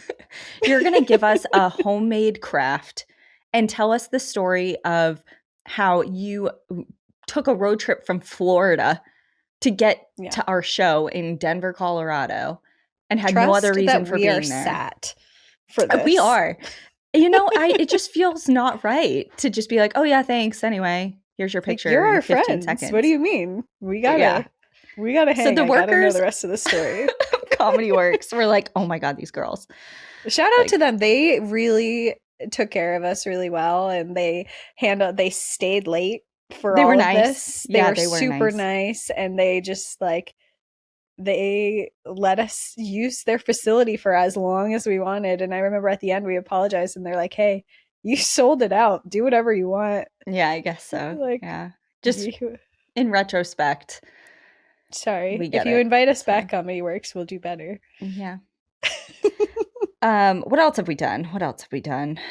We did the Joshua Tree live show, which was really cool because we actually did a camp out weekend. It wasn't a group trip per se, but there was like 80 of us, I believe, that were all camping in this huge campground in Joshua Tree. And we did like campfire stories and s'mores, and we hung out with the Joshua Tree National Park Association and put on a show. And that was a cool event because not only did it have the camping aspect, but we specifically did that show in partnership with the Joshua Tree National Park Association to help fundraise for them. And a portion of our proceeds went to that association, which is a nonprofit organization directly partnered with the park. So we're just always kind of being mindful of opportunities that we can partner with organizations that are in real time helping the National Park Service. So this would be a fun clip to play for people if we have it.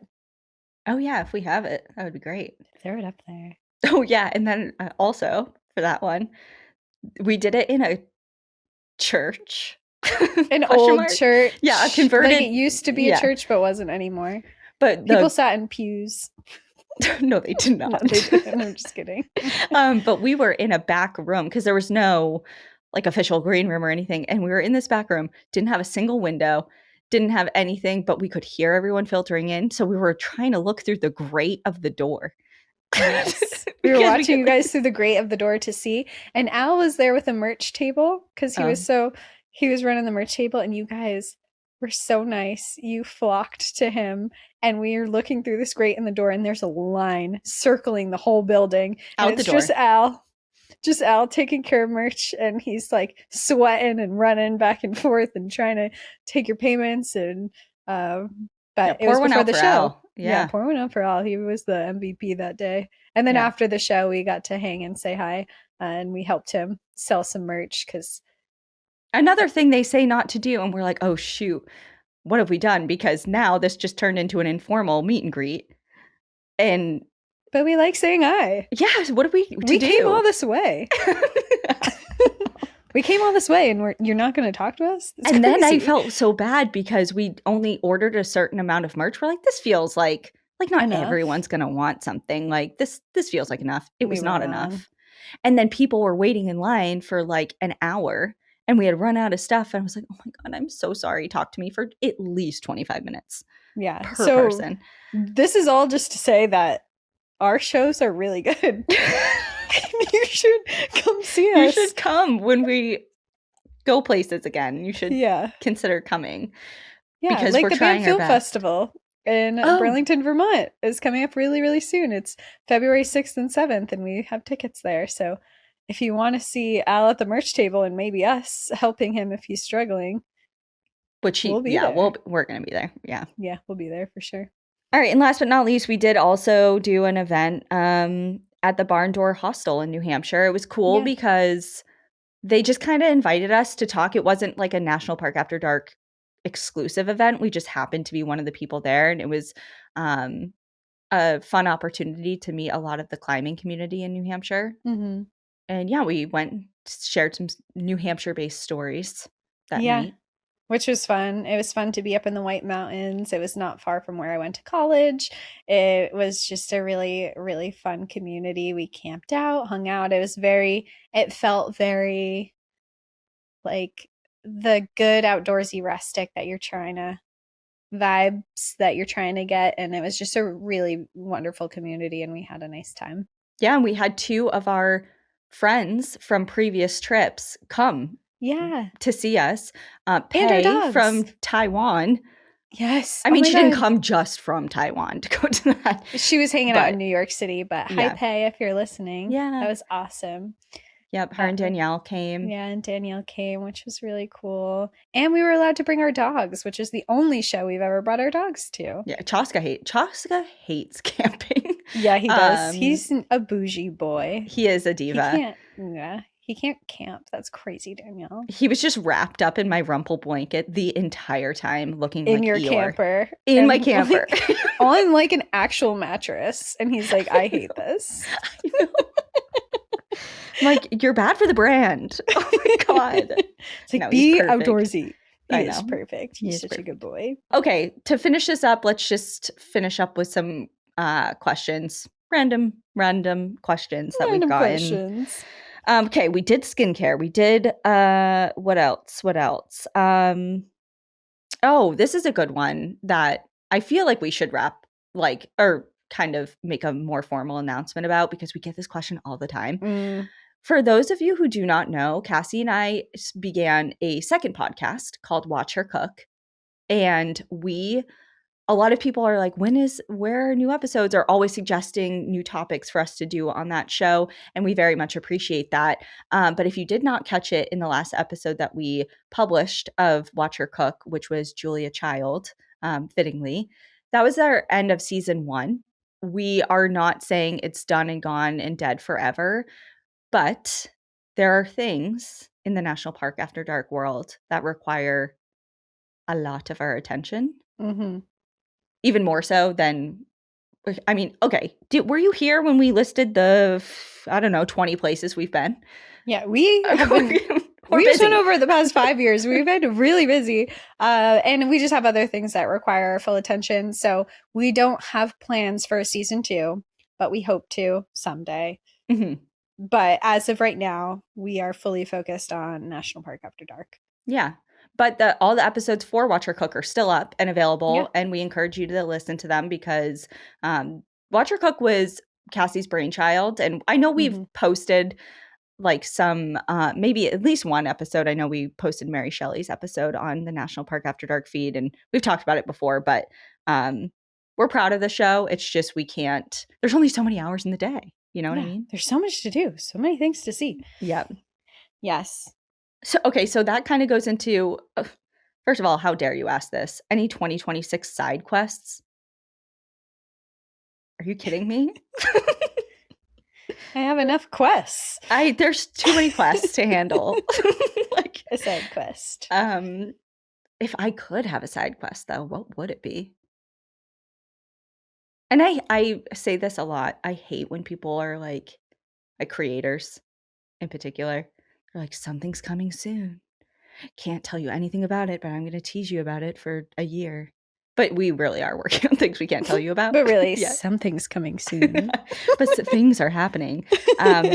But yeah, so we are working on some things that are very exciting and we can't wait to share with you. But I don't think they're going to allow for many 2026 side quests. There is one thing, actually, I'm looking forward to. For Christmas, my mom got me a trip, mother-daughter trip. We're going to Halifax, Canada in May. And the whole reason is we were going to go in April to be there on the anniversary of the sinking of the Titanic. But the ferry doesn't run until May. So we're going to go then and go have a Titanic themed week, because for those of you who do not know, a lot of the victims of the sinking were brought to Halifax, are interred in Halifax, and a lot of the buildings have ties to the tragedy. So, you know what? I'm really glad that you mentioned that, because you have tied the Titanic into everything throughout the past 5 years, and it feels like it would be a really missed opportunity if we didn't mention the Titanic on our 5-year anniversary. You're right. So thank you.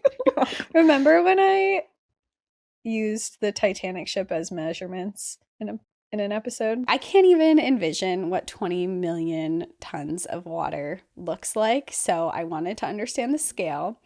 And I wanted to put it in a way that you would also understand the scale. So I wanted to know how many Titanic ships are 20 million tons of water. Thank you so much for using this measurement. Please tell me. Have you seen that meme where it's like Americans will use anything but the metric system? Yes. And here we go. And here we go. That. This is the amount of Titanic ships. Can I guess? A ton is 2,000 pounds. I don't know. I'm going to say 17 Titanics. Not even close. Ugh. It's the equivalent of about 382 fully loaded, like passengers, everything in it, Titanic ships. Whoa. Well, I get the scale now. Who needs the metric system? We understand math. We get math. It's just great that I was able to Google that too. Well, I really appreciate that. It's one of my favorite things you've ever done. And remember, it's holding 382 Titanic ships. I haven't forgotten. Yeah, and the Johnstown flood. I'll never forget. I was so surprised by that. I gotta bring it back. I haven't had any measurements that I've needed to use a Titanic ship, but the next time I do, I would love for you to continue. Yeah, please. Do you have any quests you'd like to take? No. A honeymoon, perhaps? Yeah, I haven't gone on a honeymoon yet, and it's not looking promising. So 2027, here we go. Here we go, coming in hot. That's Life okay. is a honeymoon. Oh, and that's our next phrase. Life is a honeymoon. That doesn't land well, actually. No. Mine isn't. Never mind. That didn't land. Nope. Check out our merch. Life is a honeymoon. Life is a honeymoon. Well, we have one last long-awaited questions, and one of our most frequently asked questions, and that is, will we ever do a joint trip with Tooth and Claw? Will we? Or won't we? The world may never know. Just kidding, you'll know. Because we are. Now's the time to tell you. Kind of. You're just gonna have to wait and see. Something's coming soon. And it's a trip with Tooth and Claw. Honestly. Like, actually, yeah. Yeah, we're organizing right now, in the works, a joint Tooth and Claw National Park After Dark trip. And it's been something that we have collaborated on for a while to make happen. And we're getting kind of the final details in order as we speak. So we will have that available to everybody. And by everybody, I mean Patreon is definitely going to get first access and dibs, as is only fair. Yes. But we will be releasing more details about where we're going, when we're going, the type of trip, all of that in the next actual couple weeks. Yeah, so keep an eye out. Yeah, Come by hang the out end with of us on February. Patreon if you want to know first. Yeah, so that's happening. That's super exciting. We know that you guys really enjoy Tooth and Claw, as do we. And they're kind of like our closest relationship when it comes to people in the biz. Like they're obviously huge overlap in audiences, and just we get along with them very well. We love them very much. So we're very happy to be able to do something all together. Yeah, it'll be a really good time. And you guys are going to be stoked when you see where we're going. Oh, you're going to be I'm excited. I just want to say it. I want to say it. I won't. I can't. That's why her hair's so big. It's full of secrets. I know. I got Okay, everyone. Well, thank you so much for hanging out with us. And for this episode and the 300 plus that have preceded it, and for the last 5 years, and hopefully another 5, truly our lives have been changed for the better. Because of you guys. Being able to do this job. Couldn't do it without you. So thank you. We love you and appreciate you, and hope that you're with us for many more. Yeah. Welcome to 2026. We have a lot happening this year, and we'll see you all soon. But in the meantime, enjoy the view. But watch your back. That's a phrase we did not put in the phrases we use at the beginning. Does that count? I think so. Or is that a tagline? It's still a phrase. It's on everything. But anyway. Oh my. Don't even get me started on trying to TM things. Roll the bloopers of enjoy the view, but watch your back. Oh, please. You would think we'd understand how to just say it. We don't. Surprise. Have we said it since episode 1? Yeah. Wow. Yeah. I'm surprised by that. Oh, yeah. I think so. But I'm not sure. Somebody can tell us. I'm certainly not going to fall on the sword and listen to our first episode. Let's hear our first episode ending. Roll it. Hey everyone, welcome back to National Park After Dark. Hello everyone, and welcome back to National Park After Dark. I'm Danielle, I'm listening today. I'm Cassie, I'm telling the story. And here we go. Hello everyone, welcome back to National Park. I'm Cassie. After Dark. And I'm Danielle. Did I just say National Park? Yes. Welcome to this unhinged episode of 1-star reviews. Boring. Danielle, I looked up a song you said you love, Don't Fence Me In, and it's a song I'll always keep. Tell me more music you love. Oh my God, that's so funny that you bring this up. Oh my God. Hello?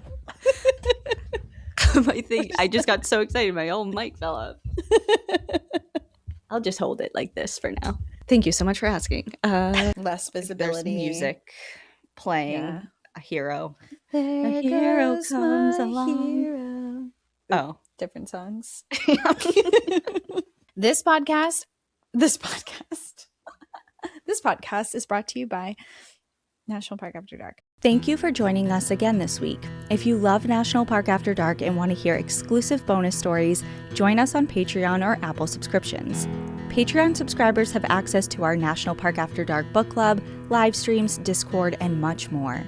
If you prefer to watch our episodes, video episodes are now available on YouTube. If you're enjoying the show, please take a moment to rate, review, and subscribe on your favorite listening platform. And to follow along with all our adventures, you can find us on Instagram, Facebook, TikTok, and X at National Park After Dark.